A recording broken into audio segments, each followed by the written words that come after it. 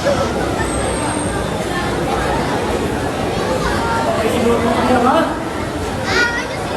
Ay, mag-alaga ng tupa. Sa barangay nag-iisa, walang sino pang kasama, ngunit ako'y maligaya. Si Kabalay nasa gitid, sa baran upang magtanim. Nang ikaw yung buhay namin, kaya nga ang kanyang bilin, niyam akong ginigilin. Ngayon ako'y lalakad na, upang itaboy ang mga tupa.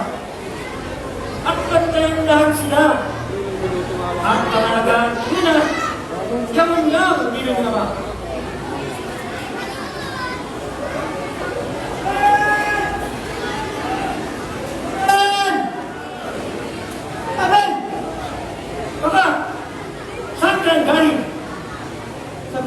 Sa gitid? Oo, sa parang upang magtalim ng ikabubuhay natin. Ikaw naman, saan ang gusto mo? Sa batis ng sentron? Upang ang tuba ito itaboy. At ano naman ang lagay ng iyong mga tuba? Makapangga sila sa ama ng kasama.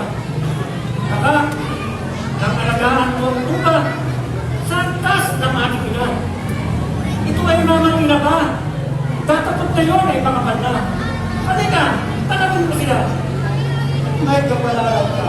Aba, ikaw naman, ano ang lagay ng iyong mga halaman? Mabuti rin naman. Ang dahon ay malalabay, ang buhay naging hitikan.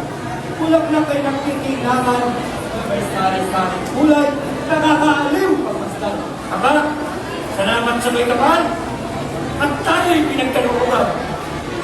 Nang ating ikabubuhay, ay napakamahinang, tayo sa kanila ay magalayo. Sa Diyos na nagbigay sa ating ihalay. Aba, ikaw ay hindi mo nang alaman. At ako ay hindi pa naman. Sa dambanay ko iaalay, ayon sa kaugalian, kami nanas ang mula. Okay? Dahil ako'y kukuha ng sari-sari para bunga. Ito na may rin nila. Kaya ang mga tuba, tayo lumakan na.